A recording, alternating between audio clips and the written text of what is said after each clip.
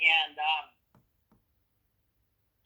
it says it's an underwriting and it's a cash out refinance. Okay. And so when I check the business card directory, I see that I'm assigned as the underwriter. So then the first thing I'm going to do is I'm going to go into the contact information. And the only thing I'm going to do here is check Reg O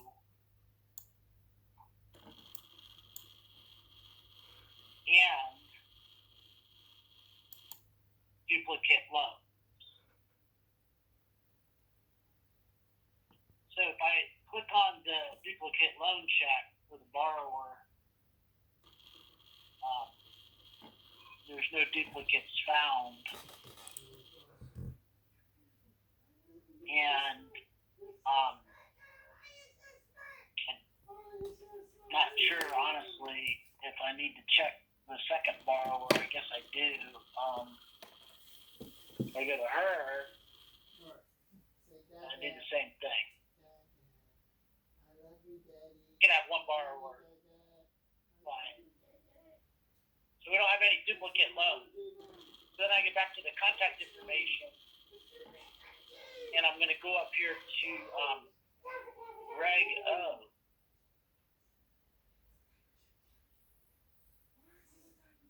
And it says no Reg O borrowers. And Reg O is also provided to us on a list from our credit department. You really don't have to check it. It's the officers of CITI that are designated. It's highly unlikely that you would ever see a regular borrower, because they're going to register them in the employee channel probably and all that good stuff. But we do check it. So then all I got to do is go into the notepad and say that I did a Social Security search and a Reg O search. And when we looked at that loan from Jorge yesterday, we saw that those are the first couple things he did. Then he checked the disaster policy list, and then he moved on. So we'll do all of those things, and then we're going to just move right into the underwriting. This is kind of the housekeeping part of it. So to check the disaster list, what I do is I just keep the email that was presented to me from Lorraine Devaney, because the new system does things a little differently. The old system, I used the Underwriter Resource Library a lot more often. And then I use the system to calculate income, assets, and all that. Well, this new system, we do our own Excel worksheets. So I just use this. I find it's easier. So if I go to the disaster list and look up for Florida, and then it's the current disaster list, and just make sure West End, Florida is not on the current disaster list.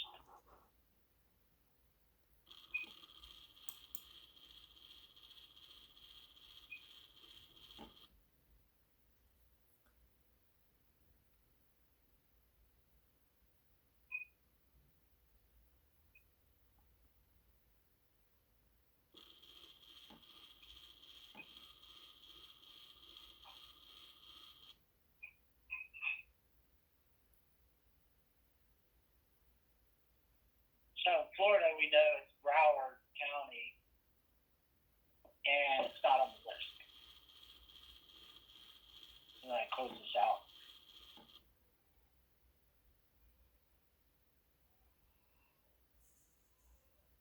So I'm going to put a note in the notepad that we checked the Social Security, we checked the Reg O, we checked the disaster list, and then we're just going to go right into the underwriting. The way I underwrite is credit first, income second, asset third, and then appraisal fourth. That's the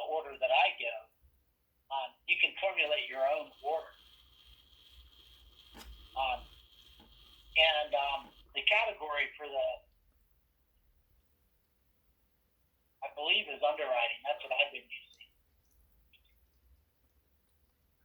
And I'm going to check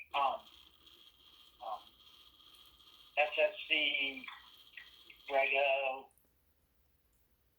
and disaster list. So not Reg O, not on disaster list, no duplicates.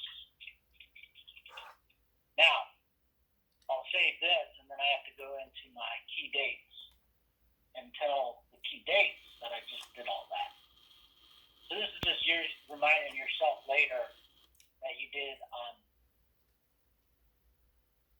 the item. So my key dates, I'm just going to simply put in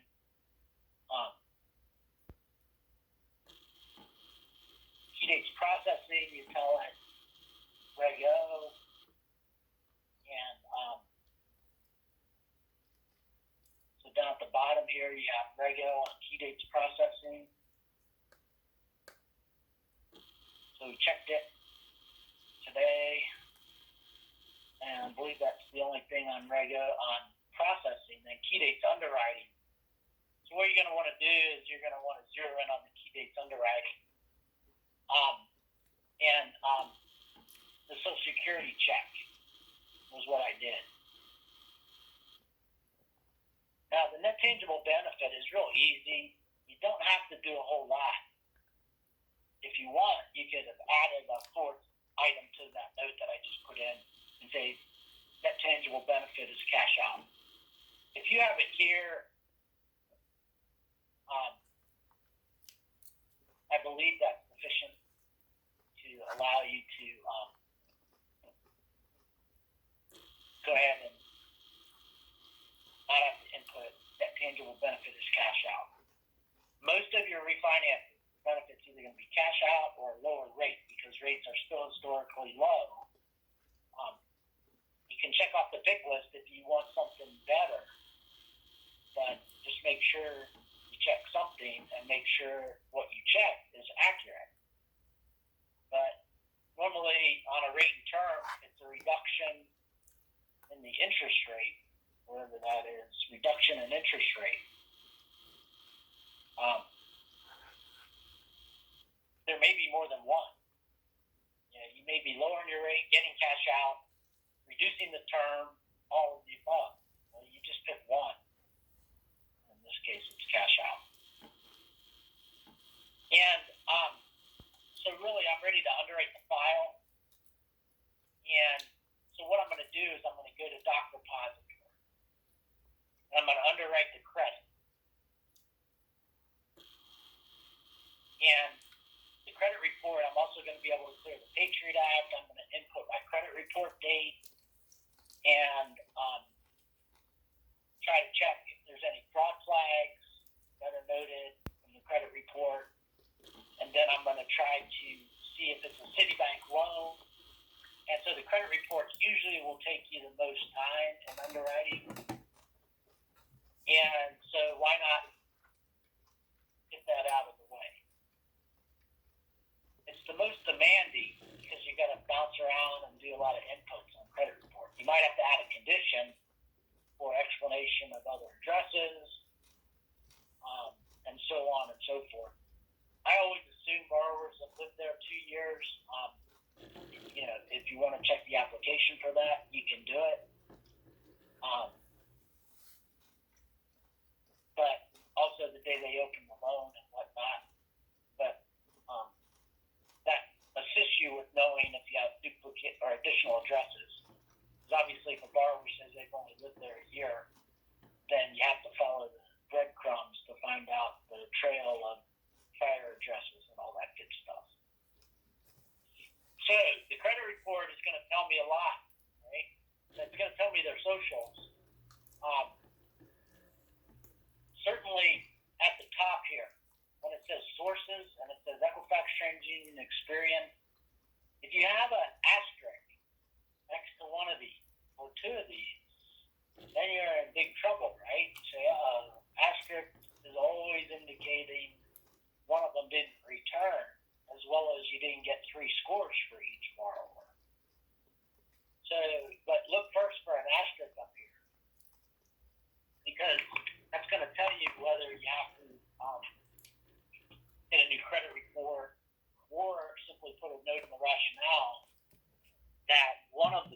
is frozen, and that's okay as long as DU accepts it, or any other process that you have to go through.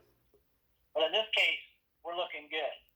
No frozen bureaus, no blocked credit reports, no parent Social Security number problems. This top section will kind of give you an indication if you have problems on Social Security number inputs and things like that, or blocked or frozen credit reports. So I've got 3 scores for each: 780, 760, 8, 8, and 8. Where's my third score? So you got Daniel, Cheryl.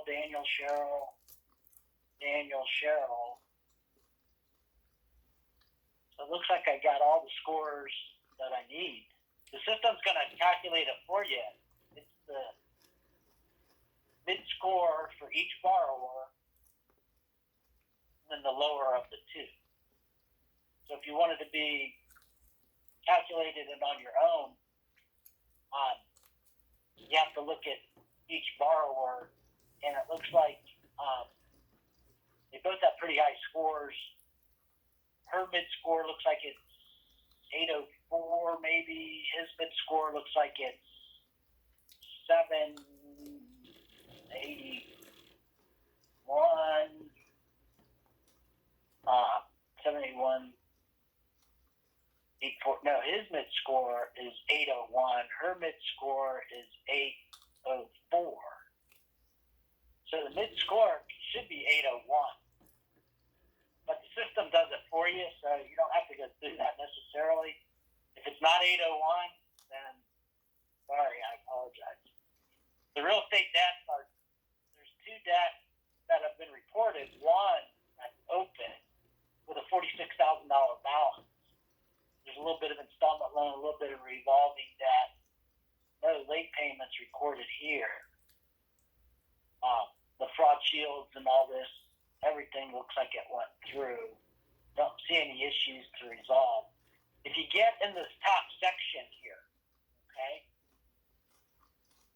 and it starts saying alert, obviously you're going to have to address it and call it out in your rationale. Say, hey, I got these alerts. And a lot of times it says commercial business found. Now, if you see that on a condo or a co-op, sometimes you can resolve it by saying, well, Google Inc. is found at the co-op building. You say, well, the borrower doesn't own Google Inc., at least not 25%, so I'm not going to ask them, why is Google Inc. showing up as a business you own? Because then the borrower says, question, I'm not sure what you're asking me. Because the only people that might own 25% of a business like that is somebody not the borrower, not likely. So you kind of have to use some discretion when it's a co-op or condo and it's a commercial use. The co-ops often show up because co-op buildings often have first floor or second floor of businesses, restaurants and such. And they'll show up on your borrower's credit report simply because they say have the same house number and street number, different unit number. So it'll say the something restaurant with a phone number. And if it's a single family house, you certainly have to ask the borrower, why is their business showing up at your house? And so you add a condition. If it's a co-op and it has a phone number, usually I'll just do a search and I'll say, well, that's not a business associated with our borrower. So you just use some discretion there. But other alerts show up too, and you have to address them. Sometimes you have to add a condition. In this case, it doesn't look like we have anything. So we're going to go right to the central loan. So remember yesterday we said Citibank became central, I need a DLS worksheet.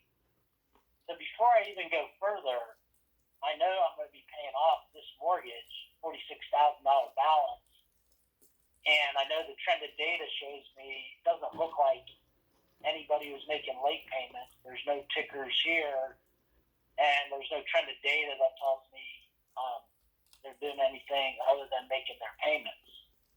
But I still need the DLS worksheet. So what I do is I simply cut out here, go to my boot camp links, go to my DLS, and pull up my worksheet because I like DLS worksheets. And so do you. So if you don't have a single, just use your single sign-on. And that's your city sign-on, known as your single sign-on. You all should have it. If you don't, I could have looked it up by account number, but I just do it by social now because the account numbers get a little tricky sometimes because they transferred servicing. Oops. So I do query, right? And I'm using his social. And then it says, okay, I found your loan for you. And then you do query again. And then here it is. Do be aware that the mail-in address and the property address should always be the same. Some borrowers use a post office box. Make sure it's in the same zip code, and then use a little discretion. If they say New York is the mailing address, and the subject is not a second home or investment, then you're always going to add a condition. Why are you mailing your city statement to New York? And you give them the address. So remember we said yesterday, here's the counters, here's the 15, 30, 45, and 60, no lakes. So here it says the property is a PUD detached single family, okay?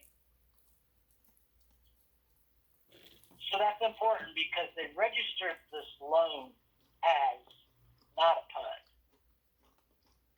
So I'm going to have to automatically make a change and try to figure out what the HOA fee is because they probably didn't put that in either. In other words, they registered this as a single family property, I'm pretty sure. So we actually have to change it to a PUD. Now, if we get an appraisal, we're certainly going to know the name of the PUD, the HOA fee.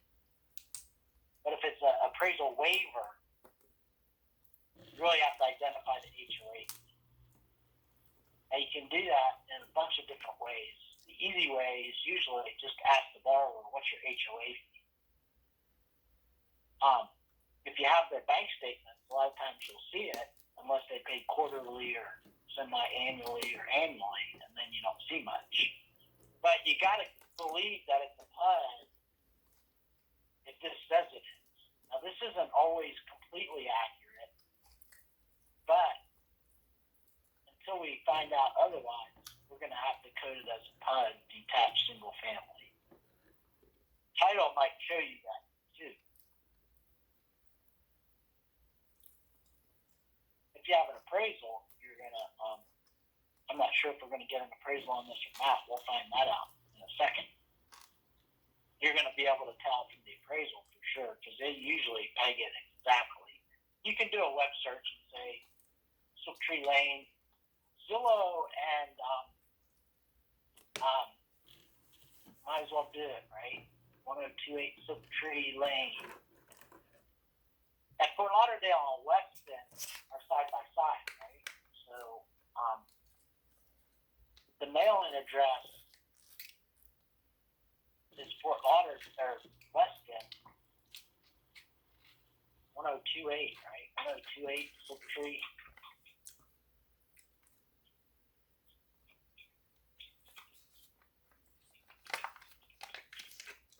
So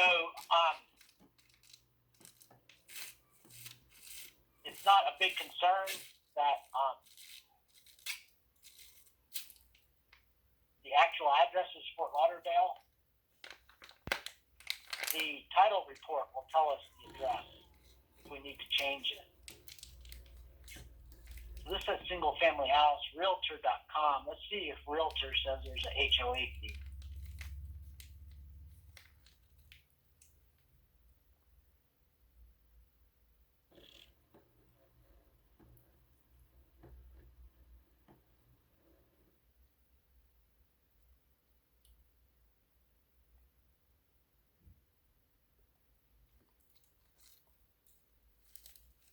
Single family.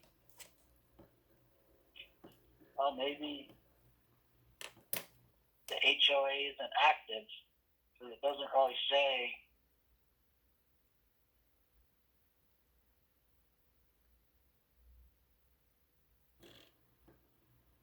HOA, but it probably is in a homeowners association.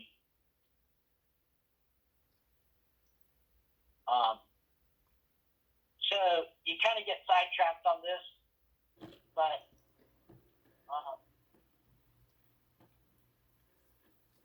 see if Zillow shows HOA.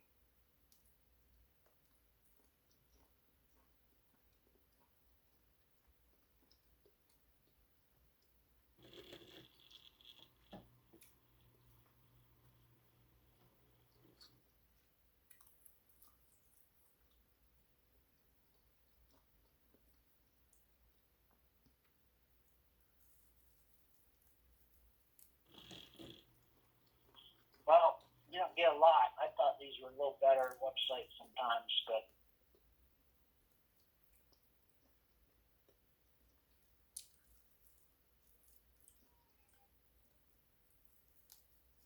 home details doesn't show you much.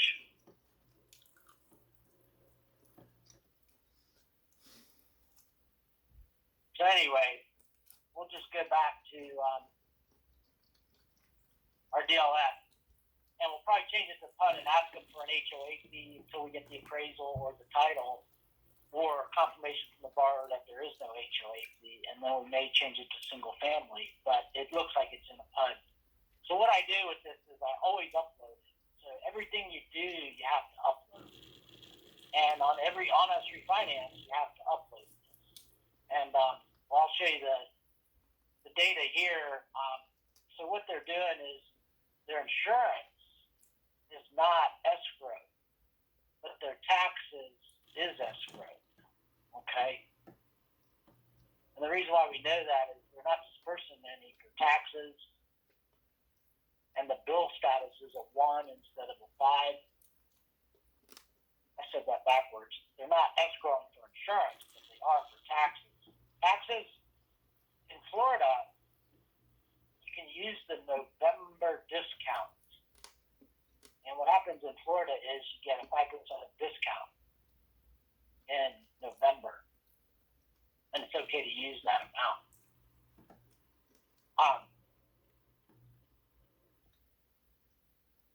The payment history, remember we said you made your payment in the same month or before.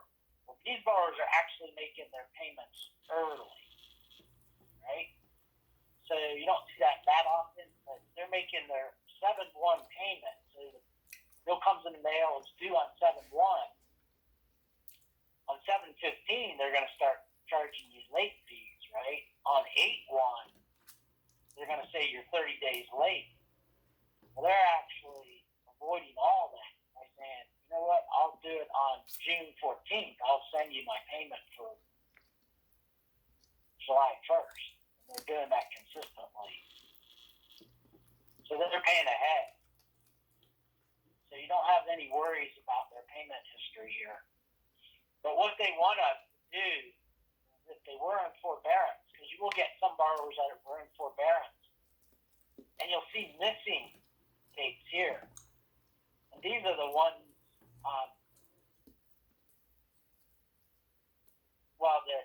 the transaction date on the RPs are the ones that might give you a big indication. Because you might see 8 of 2020, and then the next one says 12 of 2020 RP. So then there's a gap of 3 months, and the counter goes from 8 to 12. Well, they will always post a monthly payment. So then they might have been in, that kind of borrower might have been in forbearance, whether they recorded or not. So you just have to pay a little attention because of the COVID relief that they were giving borrowers, that our risk officers at CITI want us to at least address it in the rationale.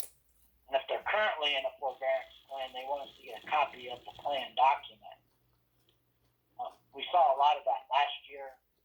It's kind of going away, where I think borrowers said, well, all I get is a deferment. All they do is let you defer your interest. They don't forgive the interest.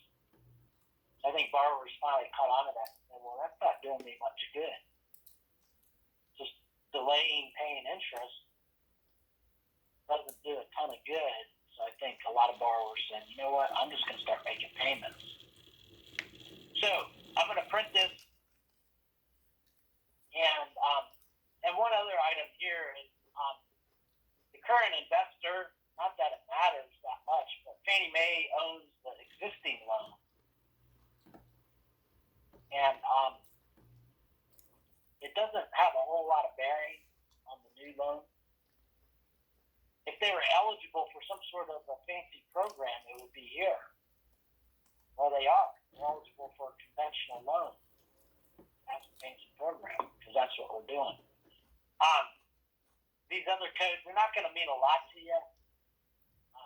I don't know how many of you guys are underwriting when they did the HART loans, Home Affordable Refinance Program. It would have said HART 1 back in 2010. And those kinds of things. Not a big deal for us. So we print this to a PDF, and we upload it, and then we move on. I'm going to print it to a Microsoft PDF,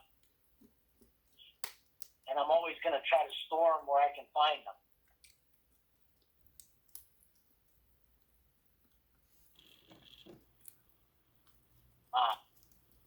So I use the cloud, and I'm just going to name it my borrower. It gets a little clunky because you really should write down the loan number and name it your loan number, but it's user choice. And I'm just going to call it DLS. So hopefully I can find this.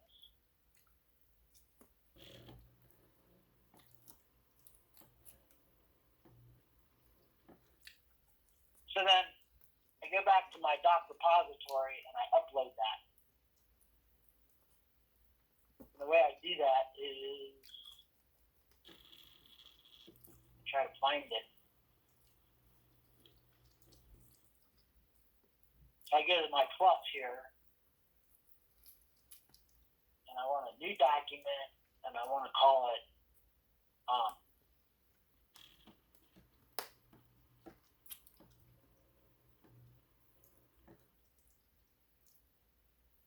DUCDLS. Then I open it. Now, I've been uploading these as mortgage history. That's probably what you want to do. And there's 4 pages. And it's critical that you do this.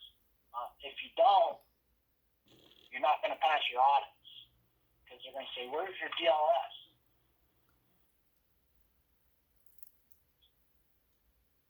And you say, it's right here. So I uploaded my DLS. It shows right next to your credit report. So that's really all you need on your DLS worksheet. Now, I'll say this one last time. If your credit report reflects no late payments, but you have an inclination that there was some sort of a late or forbearance plan because of COVID, because of your DLS worksheet, that's the stuff you have to address. And the way you determine that is the RPs. It might also say something like the originating channel was workout foreclosure channel and things like that. But you'll know from the RPs whether they're making payments or not. You also know from the trended data on the credit report. But the trended data sometimes shows blanks. You say, well, what's a blank? Well, usually that's something that you have to address.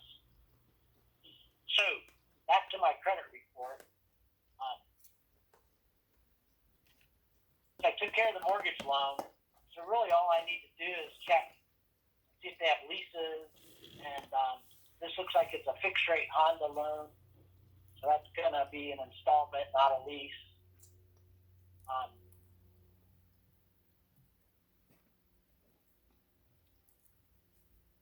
They got an Amex card with a co-borrower. That's going to populate a payment. They have Barclays without a payment, and it says this is in good standing, authorized user, flexible account BC, co-borrower's authorized user BC. There's no payment, so it'll default to 5%, which I believe is what you can use. So it's like $50 payment, right?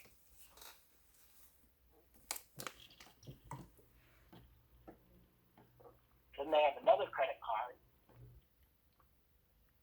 Then they have another credit card and another credit card and another one. Look for duplicate Amex accounts. Amex, what they do is it'll say Equifax on this one, and above it it'll say Experian and TransUnion, and then it'll give you scrambled account numbers, and then all of a sudden you're supposed to know it's a duplicate. So you have to spend quite a bit of time on Amex accounts to determine that they're not duplicates. So hopefully they're not. We'll take a quick look at this top, but I like when it says co-borrower €3. It says anything other than €3, then it's probably a duplicate, and usually you can find it. Now sometimes one says reported 4 and the other one says reported 5 with different balances, but it's still a duplicate. If the trended data is exact and you're sure it's a duplicate, knock yourself out. Say it's a duplicate and exclude one. You should know. It shouldn't be guesswork. It's, hey, this is a duplicate, yes or no. But if it is, you have to exclude one.